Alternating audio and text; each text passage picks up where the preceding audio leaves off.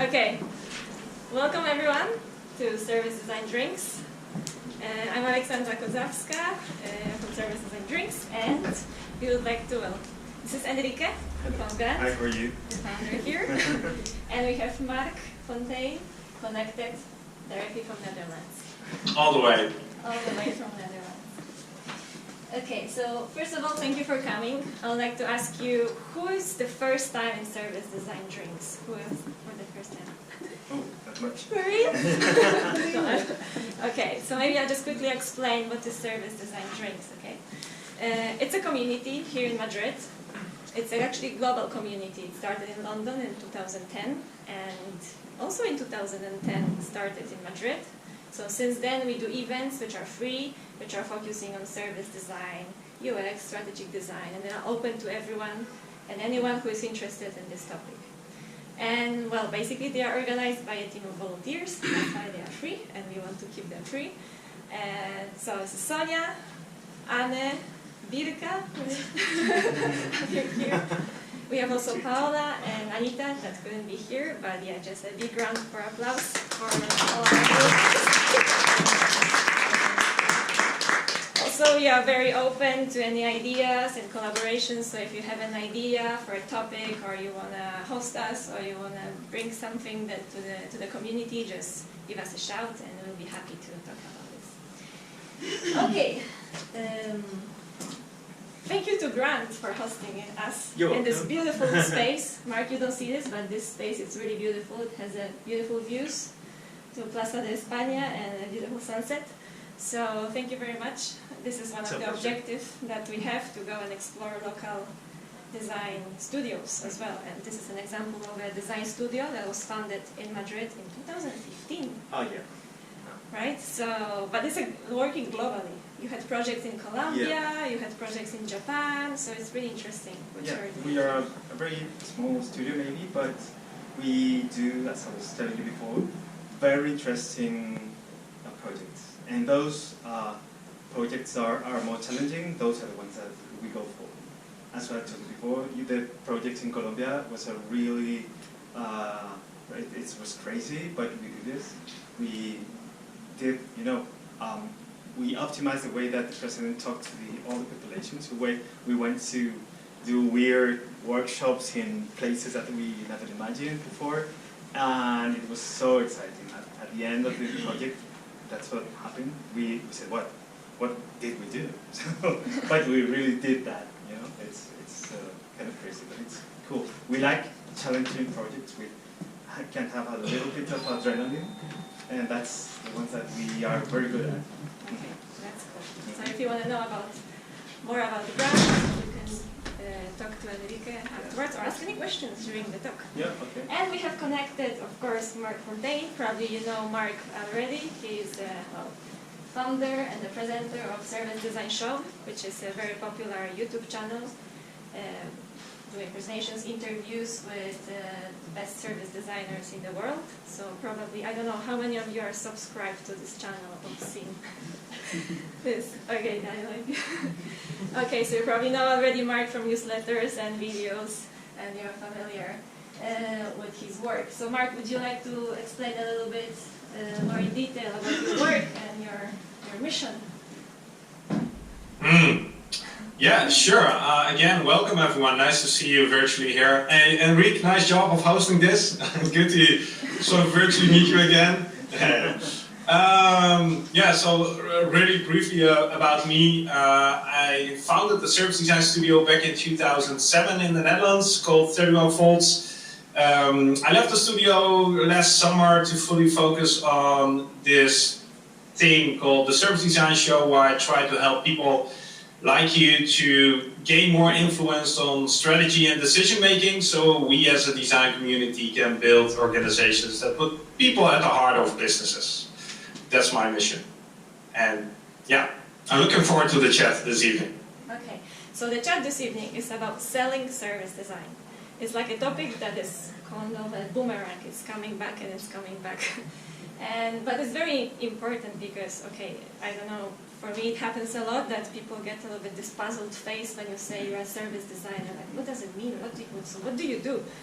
And it's very important to know how do you explain what you are doing, because if you can do an amazing job and you can be the best designer in the world, but if you don't know how to explain and the value of you are doing and the results and the benefits, then you won't have the impact that you want to have, and you probably won't have your future jobs and cool jobs that you could have, no? Right, so we'll be able to talk about this and the strategies and how to communicate the value of your work here tonight with our two special experts on this topic.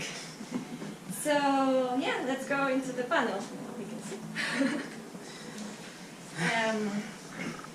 Okay, so first of all, I'll just ask you a basic question, since we want to know a little bit the value of design, of service design. So I just want to ask you, what is actually service design for you? For me? We'll start with Enrique. Okay. Oh, service design, when you, for me it's one thing, but when you try to sell it, it's another thing. What I do is trying to adapt my speech to someone, to the level of knowledge that someone can have. And especially, I try to adapt it to the context. If I'm talking, I'm having a quick talk with someone, I won't be, like 1 hour explanation of what is service design, But I would explain it well, it's a thing that you can do when you want to reduce complaints dramatically.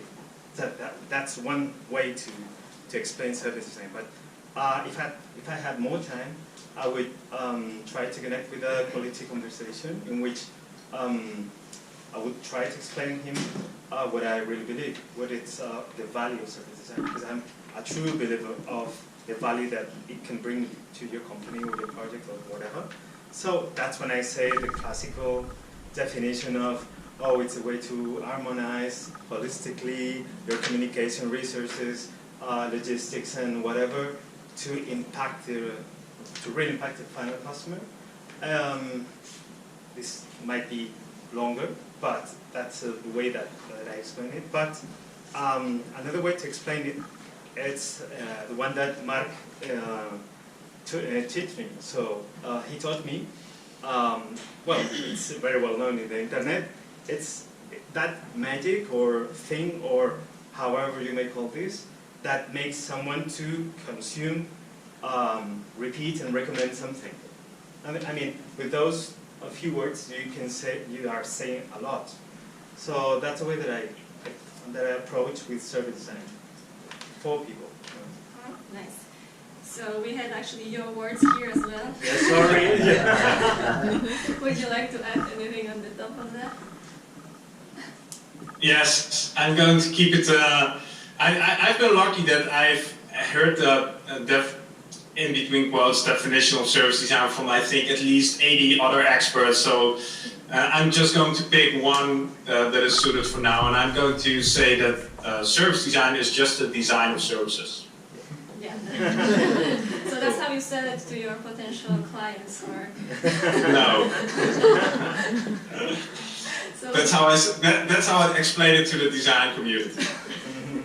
So how do you explain it to non-design community?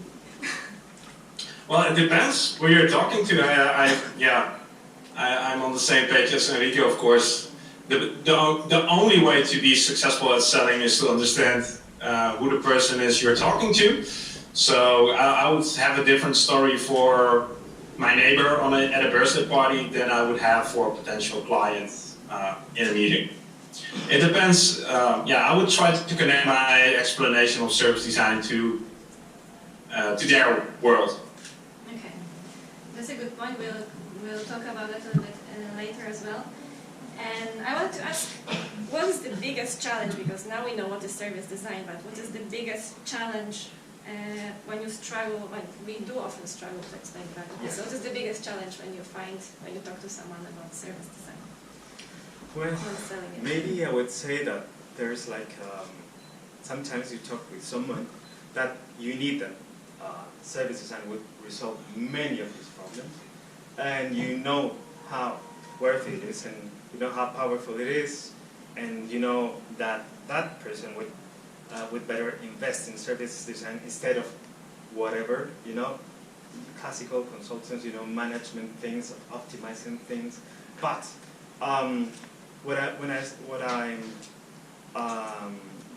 I struggle trying to make him understand my speech in a low keys, so he can understand how powerful, you know, what I'm trying to say, because I'm a really like a super believer of this.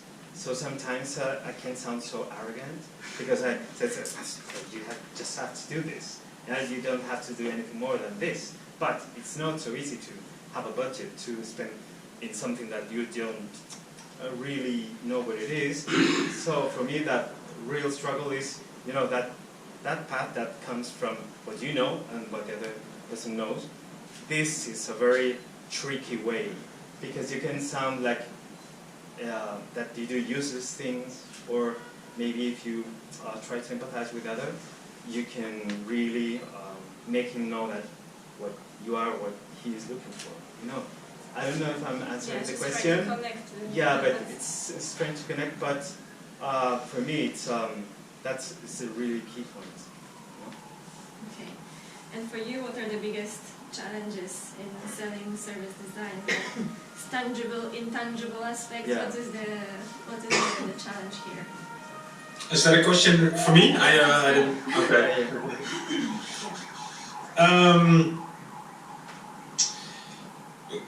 You know, if we stick to the word service design, I think the biggest challenge is that almost nobody really knows what a service is, and even less people know what design is. And when you combine these two words together, then like everybody is confused. Yeah.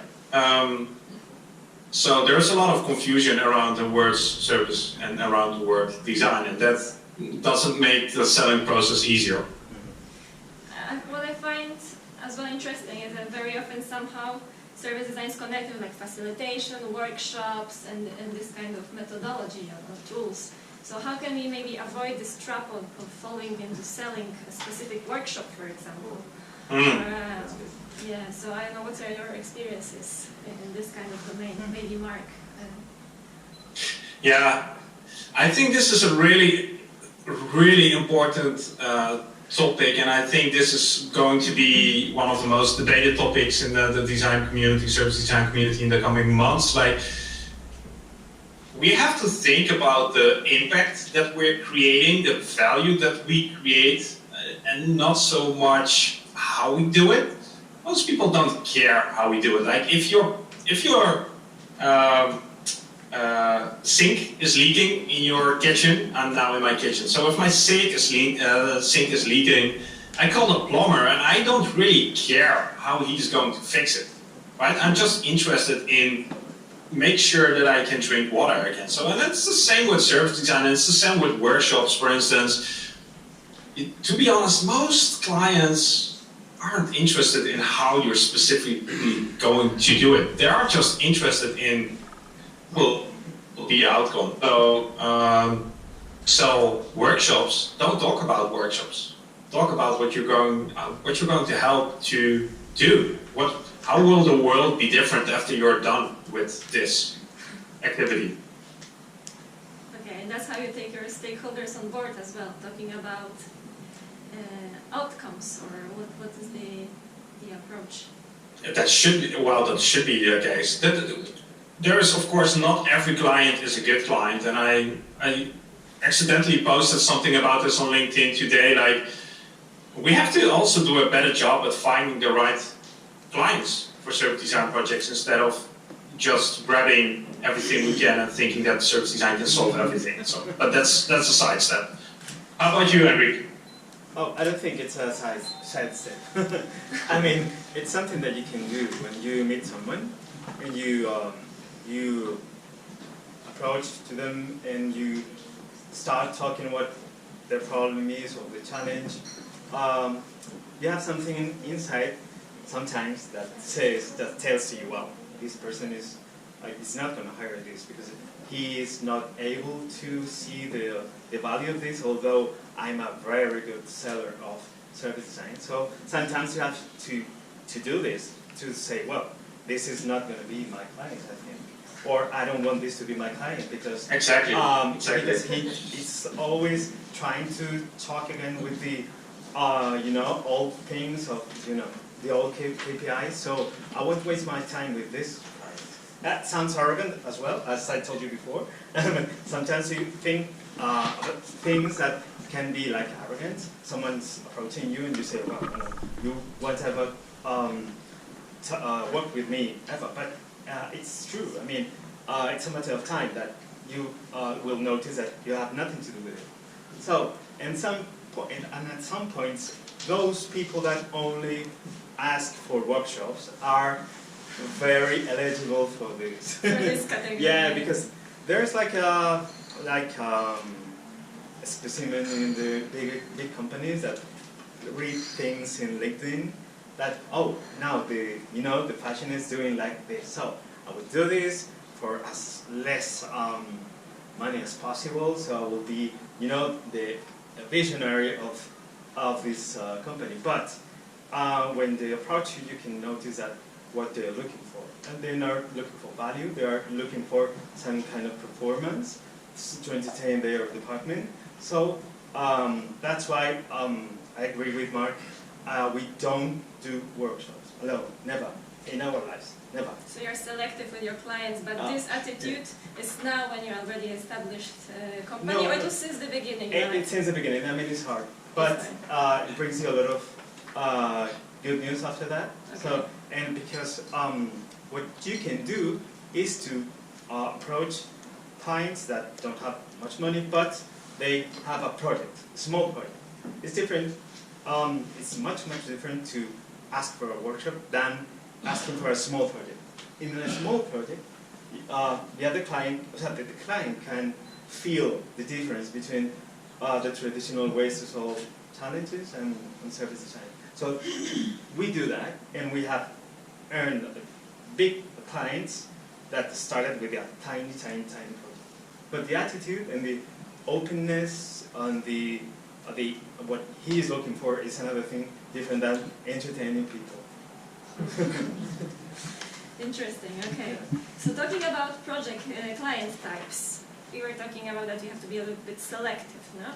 Actually, we did a poll in our community asking like what kind of questions or topics would you like to see in this discussion, and one of the top voted questions was talking about that. It was about selling service design specifically to product and technology-oriented companies. Oh, yeah. What do you think about that, Marc? Is there any difference between what industry is the client in? The technology or product-oriented companies are different in a way when you talk to them?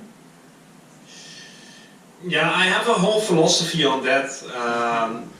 I don't believe My philosophy is that every business is a service business. No matter what you do these days, even if you're selling paella, you're still a service business. So my starting point is that there is no product-oriented company, there is no product-oriented product company. They might call it that way, but they are still a service business. And I understand where the question is. At least I can imagine where this question is coming from, because when a company is focused on making, I call it an interface, an app or a website or something like that, there's a real strong focus on delivering. And the conversation that you see around there is not so much about the customers, but it's much more about what are we going to build, how is it going to work, how is it going to look. And I've had these questions a lot, and what I've experienced is most often you have the biggest chance of selling in between quotes, service design by having a conversation about but what if eventually your users won't be using this? What if you spend 6 months developing this app and you put it out in the market and nobody will use it? Are you willing to take the risk? How sure are you that this is going to work? And then you can say, of course, we did minimum viable products, blah, blah, blah, blah, blah. But in the end, that's not enough. So, are you of making assumptions about what your users, consumers want. So that's more geared towards product-oriented businesses. Okay. Also, if you have any questions to any of the please do. Please ask, and we will answer. So that's the idea of being a discussion, open discussion. I would say in these terms, it comes up to my mind the reason that why we swapped from digital agency, like a regular digital agency, to a service company, because we were working for a very big car brand, doing a huge project which was so profitable, but it had any sense. I mean, the purpose of the website was non-existent, and all the chat was around technology and blah blah blah blah blah blah. No, so we were in the middle of two teams, and that's when the trigger came. And I said, "What I'm doing here? I mean, as a company, I don't give any value to.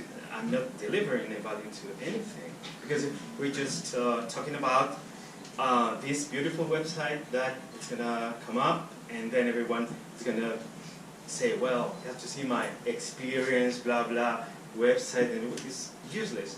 And also there it came a lot of frustration, because we were working in some touch points of that project, and then we realized we could do much more for that than doing those tiny things.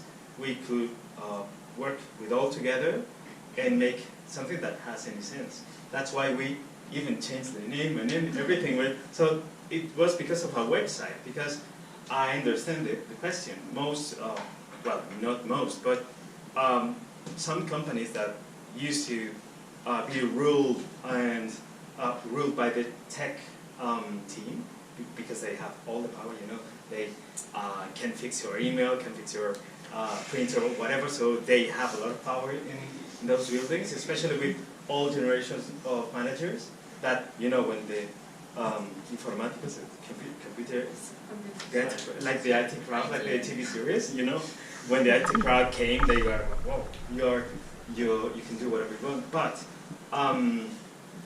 they haven't, some of them, or, well, maybe half of those, I don't know how much, but they have adapted to nowadays with UX and so on, but some years ago it was really hard to work with IT teams, because they all saw the value in the technology itself, not in the customer, not in the user. So that's the question. But it's a strange thing, but I have a nephew, which I always talk about, because she's so smart, and she works in San Francisco, and all the businesses there, all are ruled by design, even technology ones. As you say, companies are services, so no matter what the technology is, it's going to be a service. So that's all. Do you have any comments as well? Just any experience? Any experience? In this? Okay. Also, I think we have a mix here of people who work in, like, let's say, big companies. Like, for example, I don't know, who is working for a big company as a designer inside of a company here. Okay. Who is working as a freelance designer? Okay. Just one. Oh. No, there are three. There are three. And well, in a consultancy, which is a bit different profile. Okay, well, we have people from Grant here as well. So what is, maybe from this point of view, what is the difference when you talk to stakeholders, when you are inside of a company and when you are working as a consultant? Is there any difference on how you talk to your stakeholders, your potential clients, inside or outside of the company? Because in the end, talking about design. Yeah. Can you start, or me? Yeah, Mark. Yeah. So I don't know if you told this in the introduction, but I run an online course called Selling Service Design with Confidence, and people who have signed up for that course are freelancers, are people within agencies, and are also people within in-house design teams. So that's basically my only reference point, because I've never been in an in-house design team myself, but I've learned from their stories like what the challenges are that they have and how that differs from, for instance, agencies. And summarize from what I've heard from them is that with an external agency, you're often, the thing you're having to sell is to justify the investment in terms of cost, usually. While when you're an in-house team, investment is much rather expressed in time, capacity, people, rather than money. So you still have to sell, but sort of the resources change. But I think there's in the way you have to sell, not a lot changes. That's what I've heard. But again, I haven't been in an in-house team, so I don't know for sure. Any in-house designers would like to comment? Yeah. I don't know. Let's see. I'm working in a big consultancy, but I'm always, well, we are a very tiny area comparing to the other areas from technology areas and other kind of specialties. And we have the problem that we are always, or the other areas are comparing to us to the traditional consultancy. So I don't know, I would like to hear from you. What do you think, how would you explain to someone which is the difference between the traditional consultancy that at the moment they are trying to reinvent themselves, and to the service design areas that, well, or consultancies that we have this specific methodology? Even when they are buying consultancies, like bigger consultancies, buying smaller consultancies. Maybe.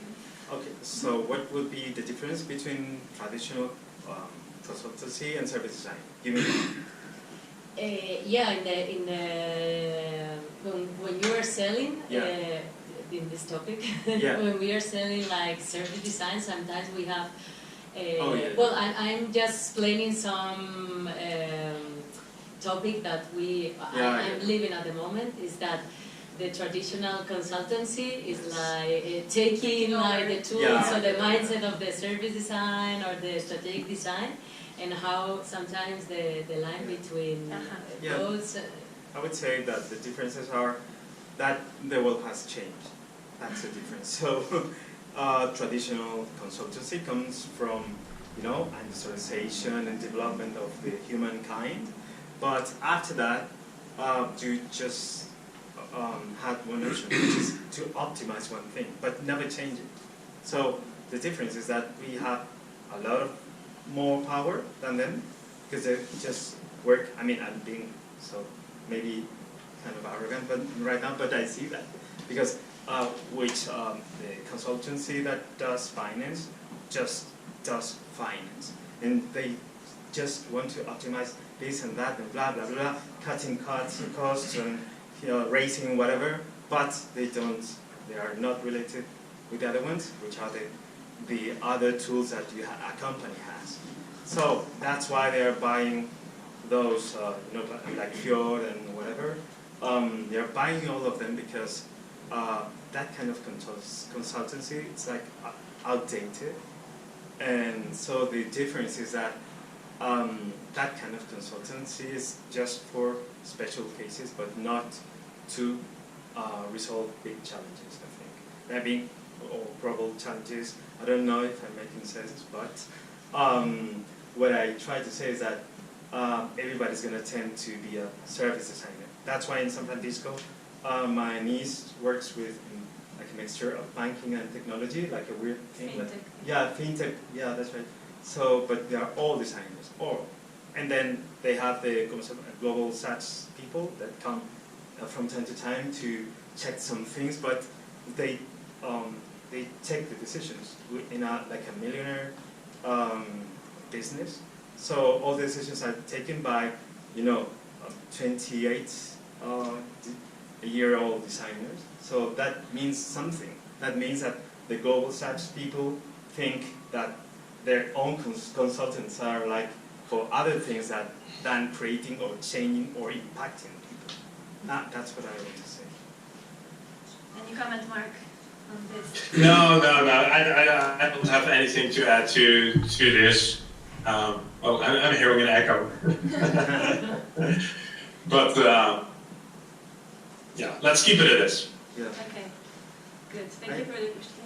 I think of the original question, which was the freelance or how you talk Yeah. to clients. I would say that just a little tip that you have to adapt your discourse, so your speech, because when you talk, you create expectations, so they can come back to you and slap your face if you try to oversell yourself. If you're freelance, and also if you're like a big company like mine, just it's like another speech because you can rely on a beautiful team that I have. So it's another kind of speaking and very different from the corporate, because as Mark says, it's another KPIs as well and another sources of budget. So it's like another world, I would say. That's all. That's interesting, and also leads to another topic, which is selling as a skill, because some people are just good sellers by nature, and it's easier for them to be this, to have this charm or selling vibe. Actually, in marketing, they say there's a feminine and masculine part of the process. How Birka was suggesting this comparison that the masculine is the one that sells and the feminine is the one that creates. Oh, really? Apparently, yes. So why, like many of us are still not good at that? Is it like maybe something of a personal thing that we could learn, or is it something more as a personality trait?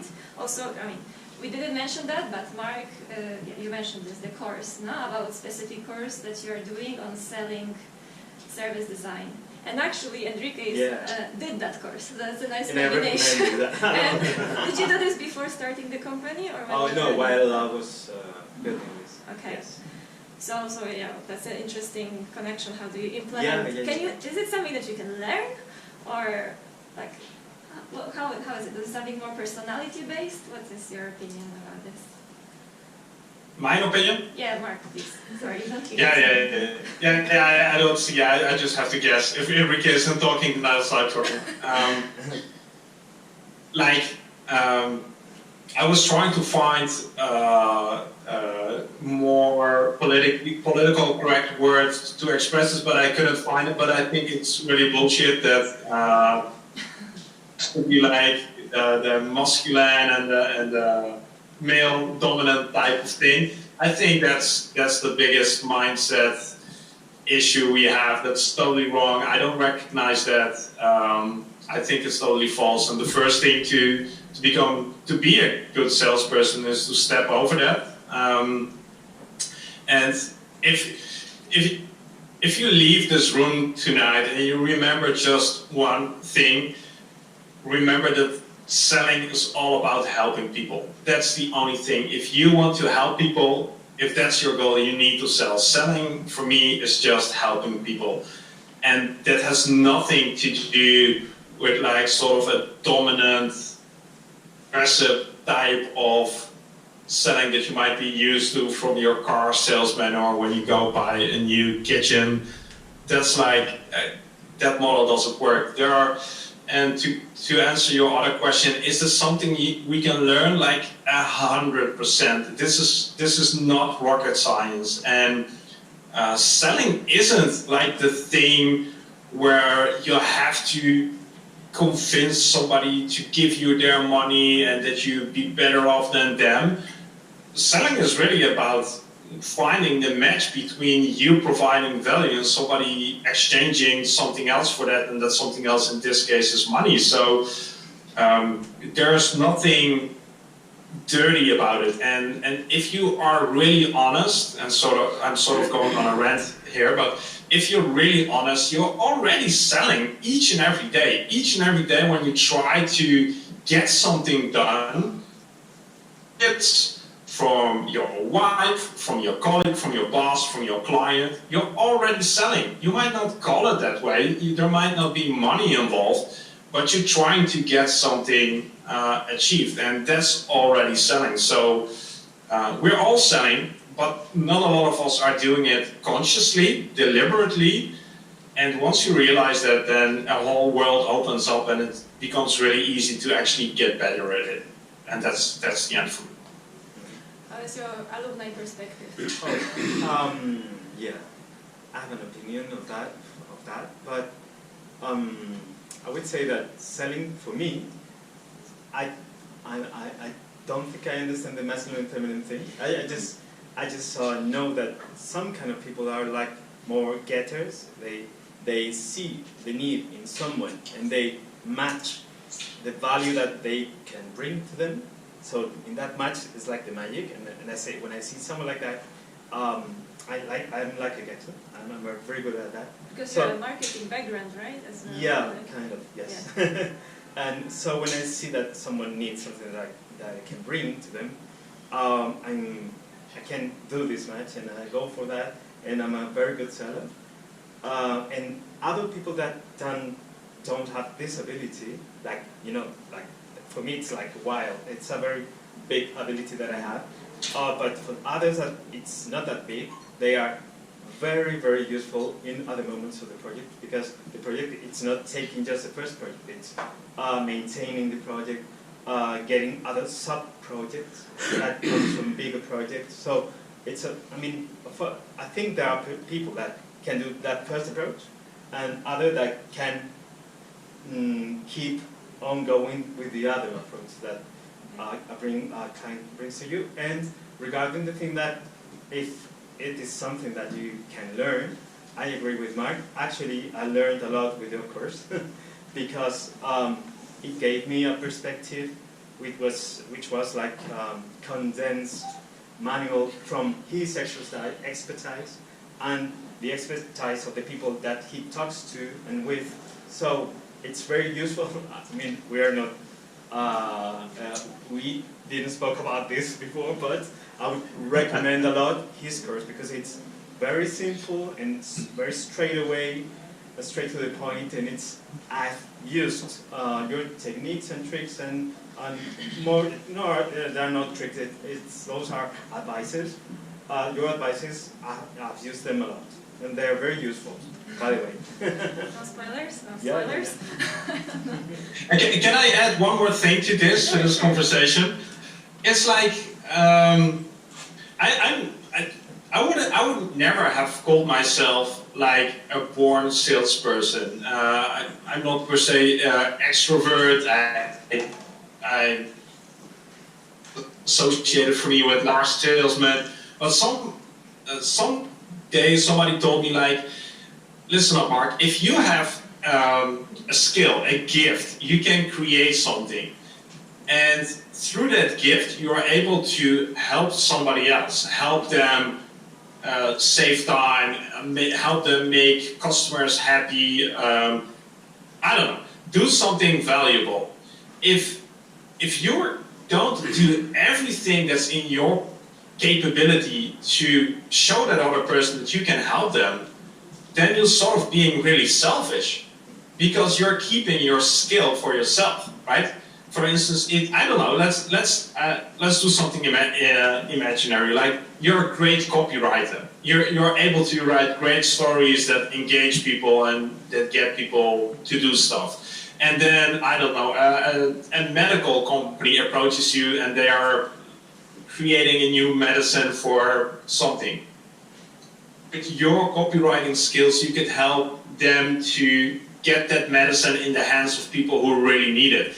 If you, as a copywriter, at that moment don't do everything you can to help that medical company and to show them that you can create value, then you're being really selfish. And the moment I started to look at selling that way, then my whole perspective changed, like, immediately. Yeah, I agree totally. Okay. Go, John. Hi. Questions. Yeah. you want me to stand up? Yeah, maybe, please. Okay. Can you alright. hear? Can you hear, John? Hey, John. Hi. Yeah, sure. If we can go back one scene, but it kind of has to do with this as well. When you go and see a prospect client for the first time, you go there with your presentation, this is what we do, this is what service design does, and you demonstrate your value proposition, yeah? Do you get the feeling, though, that sometimes the person you're talking to, the prospect client you're talking to, can somehow feel overwhelmed that maybe they're going to bite off too much that they can chew comfortably, and they kind of get the feeling that you want them to, they want to get married or something like that. So how do you go around avoiding this kind of thing? Because it's happened to me, and it's very difficult to find maybe a small aperitivo, of what you can do. So the question is, have you come across this, and how have you dealt with it? You go first, Enrique. Okay. Yeah, can happen that. What I would do is to, if you feel that the other one is like, you want to own my company or what? You mean that? Because you make that approach, which can be like for many things, and maybe the other person thinks that you're like entering too much in his company. You mean so? Yeah, it's the kind of thing where it's not overselling. Yeah. I don't mean that, but it's that moment where maybe the person you're talking to is thinking, oh my God, they're going to change everything, and they're going to make demands on me, and I haven't got time. That usually doesn't become a client, in my experience. Very selective. No. But I mean, I try, but at the end, I see that I've wasted my time. It happens quite frequently, and now I can see them from far away, but I do attend them, and I do all those presentations. I even travel to whichever country that I've done and did that. But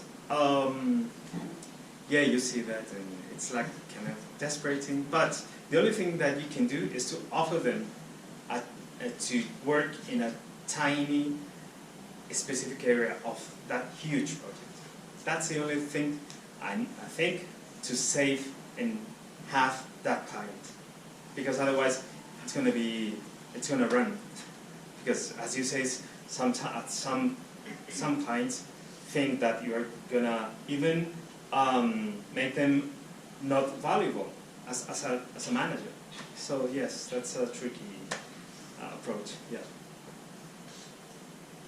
Mark? Super recognizable. Has happened to me so many times in my career. Like, we're so proud and so in love with what we do, and it's so awesome that we just want to show it off. It's like sometimes being the father of a young baby who's showing you all the photos, and you're like, oh, come on, I've seen those photos for the last month. So eventually, what I found to work for me is to be really what I present, and try to have the client lead the conversation, even when they say, well, can you show me what you do? Like, always start with, well, that's at least what I try, always start with how is the story relevant for them? So I'll always try to ask, tell me a little bit about your company, your challenges, what would you like to work on? That makes it so much easier for me to show you a few projects that are relevant in your specific situation. And when it's about them, when the whole conversation is about them, not you, then the feeling of overwhelm doesn't get in there as fast, because they are able to relate the things you're talking about to the actual challenges they want to solve, something like that. Don't be the father who shows all the photos. And it's nothing personal as well. Your work, it's not personal impression. It's okay. It's your work. If someone criticizes it, or it's okay. Take it. Don't defend it. No. Good question, but it happens a lot. Yeah. Okay, we have another question in the back, so speak loud, please. Thank you very much, both of you. I was wondering how you resell service design. Once you screwed up, or not screwed up, but let's say you delivered, but the journey is not flying, it's not working, something went wrong. Technically you delivered because you fulfilled your contract, but it's not working. So how you make up for the screw up? How you resell that service design you were preaching? I want to comment first on that. Without blaming the If you, the question is, what have you sold? What have you sold? Like the question starts there because a client never buys service design. They always buy an outcome. So the question is, what did you sell? What did you sell them? And then only you can answer the question, what is screwed up? What does screwing up mean? Sometimes screwing up actually means that it's really good, because if you sold that it's going to be an experiment, that you're going to try stuff out, yeah, failure is part of the option. So, yeah, to answer that question from my perspective, I would need to know, what have you sold? Well, I would say any journey that ended up in a drawer, because maybe it was an experiment, yeah. Maybe it was someone's ego, maybe it was just someone selling bulk customer journeys, which are also sellable or marketable. The thing is, you are blamed for that, and no longer service design deserves the credit or the credibility it once had inside the organization. So how you bring up that that confidence in your client, if it happens. If what was sold was the creation of a journey map and it ended up in a drawer, then you actually succeeded because you created the deliverable. If what you sold was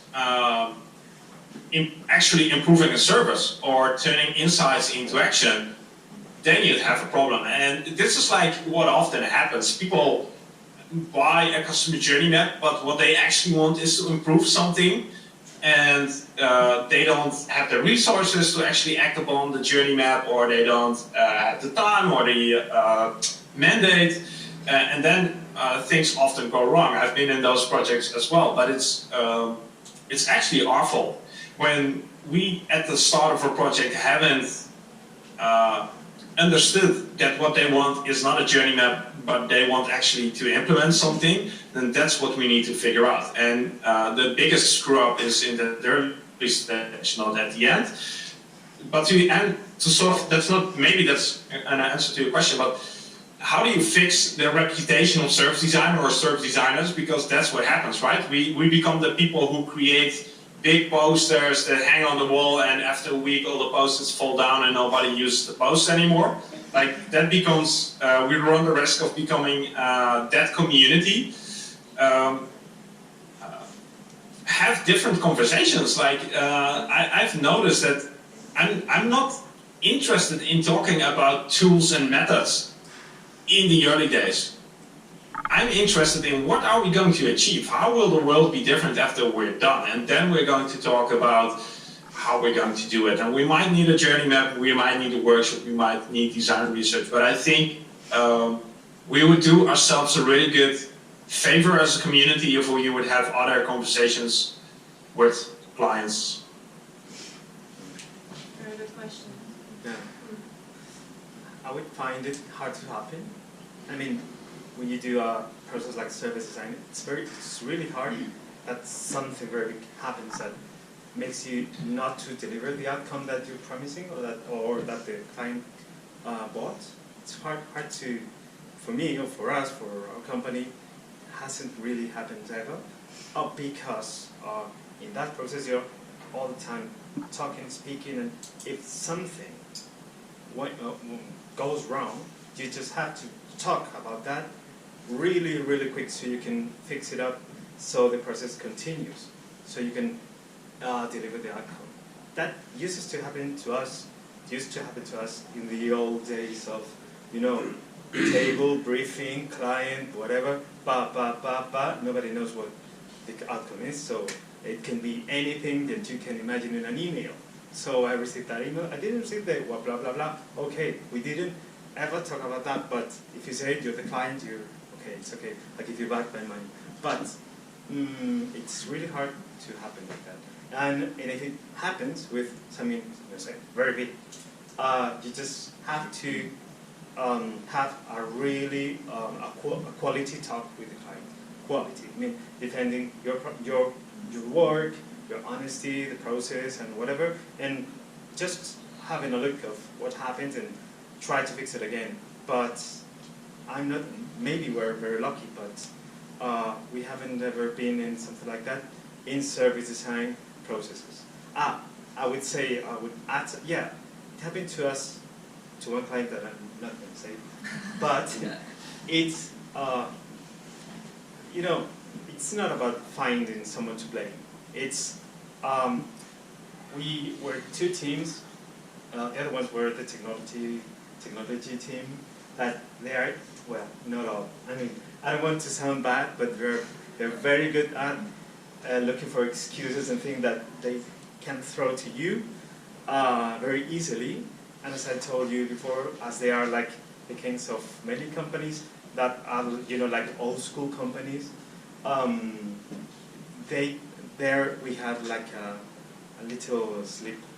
But after that, we what we do is to, as I told you before, we do the whole process for every project. We don't rely on internal departments or whatever. We try to do everything, and if we don't do then everything, because we cannot do everything in the world, we have our own providers that we have tested and on which ones we can rely on, and I can put my right hand in some of them, so I will respond for them. But with quality conversations and continuous updating, it's really hard that to happen, in my opinion.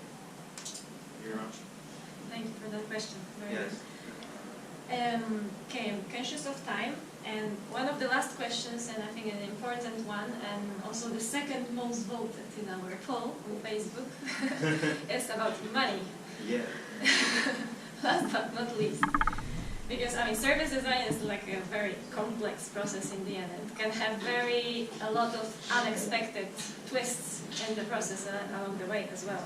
And it usually can take quite a lot of time. So how do you price your work, your project, your efforts? How do you talk money? Because it's a little bit of a taboo topic, I have an impression sometimes. Both inside companies and in the freelance and consultancy world as well. I don't know, Mark, maybe we can start with you. Yeah, sure. I just learned on Facebook that I'm on a big screen here. I thought I was just on a laptop. Anyway. We can see you perfectly. Pricing. Well, it wasn't. For me, it's. Now, I'll be honest. It can be hard sometimes, but it's not you who decides how to price a project. It's your client who decides how to price your project. So, in a conversation that we would have, it would be like, we can work on a project basis, we can work on an hour basis, we can work on a budget basis. Like, how do you work? What would you prefer in this specific situation? And all the different options have upsides and downsides. And that would be the conversation. So the reality is that most clients, in my case, would go for a fixed fee, fixed project-based fee. Sure, that's okay with me, but I would explain upfront, like, service design is an emergent process. We are sure to learn new things. If we go this route, if we do it on a fixed-based budget, please realize that the things we're going to learn and might be interesting along the way will be out of scope and we'll have to let them go. Are you okay with that? Is that what you want? And if they say yes, then I'm sort of fine with that because they made the decision how to price, not me per se. What would you say, Enrique? Oh, things about pricing and money. Yeah, it's kind of like a taboo, especially in some cultures like Spanish. are from Catalonia, in which they talk naturally about money. In the rest of Spain, it's like a taboo. Nobody knows how much does anybody earn, that which I find good. But in terms of projects and clients, sometimes prices and types are unreal because they tend to compare you to traditional marketing, so they don't know. It's more a question of quality of information than not willing to pay you more. But if you teach them the value of the things that you can do for them, I find that they are more open to pay you more. And if you mix the conversation about consultancy, they start to learn that you might be something like a consultant, but all dressed in black. But yeah, it's something that they have to learn in the path that you can work together. That's it. Yeah, and also as a freelancer, when I was a freelancer many years ago, you have the ability to, make some projects for more money, other ones which are more interesting for less money. But when you become a company, you have to really care about the costs, and sometimes you have to say bye-bye to many good projects that you would do as a freelancer, but you cannot do as a company. To add to this, I think if you're honest, like, your clients don't have a problem with money. We have a problem with you. We have a problem with money. And if you think about it, it's quite unprofessional when you're not able to talk about money, because your client expects you to talk about money. It's like a transaction. You're creating value. They're expecting you to pay for it. So it's us that are having the issue with money, not our clients. So it's our own fear that we have to overcome. And there was a YouTube video from a guy, and he has some really good videos on how to sell creative work. And one of the things he said that really inspired me, and I actually prototyped one of the things he said, the conversation about money in a meeting, it should be just like saying, hey, nice flowers there over on the table, and our project costs around 50K. Like, it should be, you should be so comfortable with talking about money that it's just like talking about flowers. And I tried that, actually, really, seriously. I actually started talking about flowers, and then I went into the money conversation. And nothing weird happens. That's the thing. Like, if you try it out, and if you experiment, and if you prototype, you'll see that it's not that awkward at all. But again, it's just about maybe we don't have the conversation enough to actually get confident with it and see that nothing really strange happens. Actually, clients value you and see you as more professional when you are confident to talk about money. That's my experience, at least. Confidence in general, Yeah. in selling. Yes. It's important. Okay, before we conclude, any questions that you have an opportunity to ask? Yes, please. Yeah, speaking about money, that I completely agree that we have to speak about money, and probably because this is the main language of some clients, so we have to speak about money. But I would like to know if you have ever had any topics about the relationship between investment and service design and What, sorry? investment, how much do you invest in service design, and how can you measure the return? Measure the return. Yeah, I know it's complex. It's super complex. So the question was, how can you measure the return of investment in service? Yeah, we missed that question so far. Good. Happy that somebody asked it. Yes. Enrique, you go. Me? Okay. I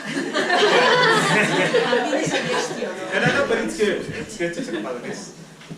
When you approach a client for the first time and he's not very related to service design, there's like a phase of knowing each other. It's like before going out with someone. Relationship. Yeah. And in that period, you have to teach him what KPIs do you use. So he has to be, or she has to be sure of what he is buying. So in terms of that, before making that offer, you have to be very sure that you explain really well what you are working towards. I mean, if you want to improve the client's experience, that would, the KPIs would be, I don't know what, but maybe retweets or re-ramps or whatever. But that's something very important to talk about before going through the project.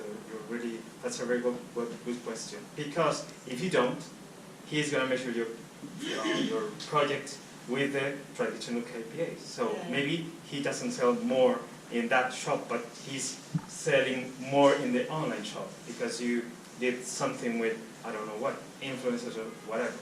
So that's very important to attach even with the contract. How is going to be this project measured?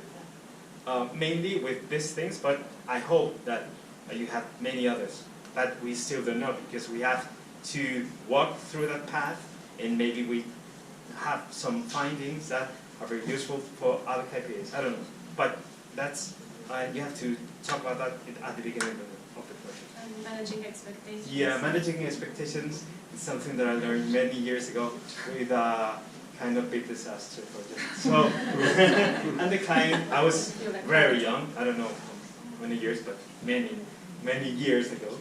He told me he was a good client, but I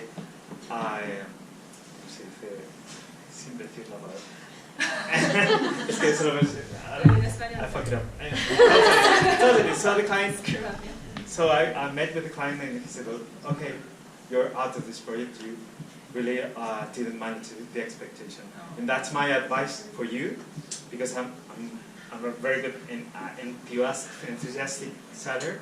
So my advice to you is manage the client expectations. So that's a good advice.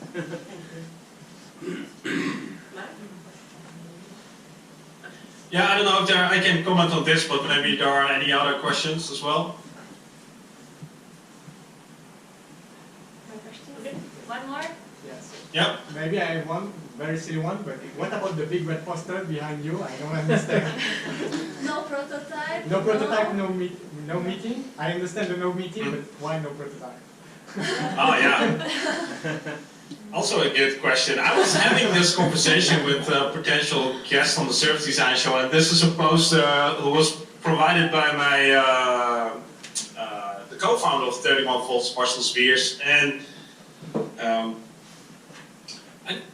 we sort of hate the traditional meetings where people go into a room, sit down, have a verbal debate and write notes, and then at the end, after an hour, you sort of walk out of the room and like, what happened?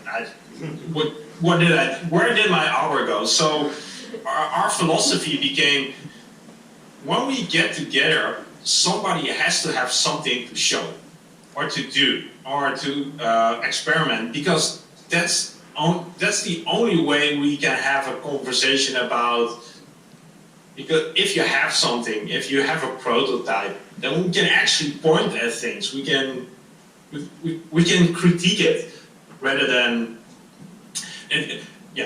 just having a conversation. For me, traditional meetings are about making decisions, and design isn't per se about making decisions. Of course, there's decision making about in design, but design is also about creating opportunities and creating understanding.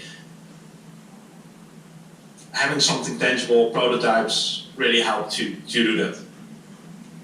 Okay, great. Very clear, thank you. Sorry? Very clear, thank you. So to conclude, I would like to ask you guys just briefly, one piece of advice for people who are struggling with selling their work. To sum up, to wrap up, what would you say? How can I sell my work as a service designer? Oh, it seems that I'm sponsored by him, but I would say that course is really a very good investment. You can send me the invoice later. No, I mean it's because I believe in the course. So that's why I'm a good seller. I'm reselling the course, okay? But it's a very good compilation of situations that Marc has had the ability to write down, and some solutions that you can find, and maybe after that you can make them yours with your own methods and words, but it's a very good way to start. And mostly you have to make like a self-exam and ask yourself if you believe in service design, and that match that we spoke before, which is I have the solution for this, I know the solution, I know how to bring the solution, and that person needs it. So if you believe in that, and make that approach and go for that, but you have to believe. It's something, you know. Religion. Yeah, kind of. Marc, your advice. And I have to think back, like what was the biggest advice for me? What was the biggest aha moment for me? And I have to refer back to what I said earlier, and that is when I realized that selling is helping, and if I'm not selling, I'm being selfish, then at that moment everything changed. My whole perception about selling changed, and it sort of became fun to do. It became something that I wanted to get better at. So selling is just about helping people. Okay, great. Would you like to comment about the course as well? Because I think you had a little bit of offer. Yeah. I don't want to sell too much. I did that before. Yeah, Enrique did it already for me. So there is an online course, an online training. It's I think 20-25 video lessons where I guide you through steps on how to sell service design and learn. Somebody said it really nicely. You're going to learn how to sell service design in a way that makes you confident, rather than adopting a way that I sell service design. So I don't know if you'll be sharing the links to the course, but it's called Selling Service Design with Confidence. And I made a special discount code for you guys who are in the room today.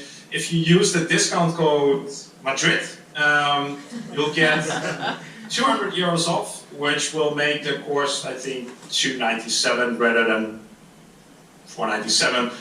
And it's valid up till Saturday. So you have a few days. If you want to join, you can join with a discount. Thank you. I'll share the code with the participants. Okay, thank you guys. Thank you, Enrique. Thank you, Marc. It was a pleasure to have you here. And a big round of applause again.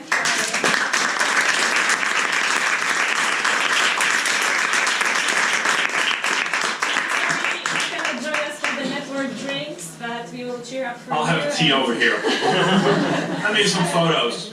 Okay, so let us know when you next time pass by Madrid. Yeah, and if you guys have any questions, reach out on LinkedIn. If you haven't connected with me, feel free to send me a message on LinkedIn. Say that my talk sucked, or anyway. I really appreciate new connections, so please do that. Okay. Thank you, Enrique. Thanks very much. Thank you. See you. See you. Bye. Bye. Bye.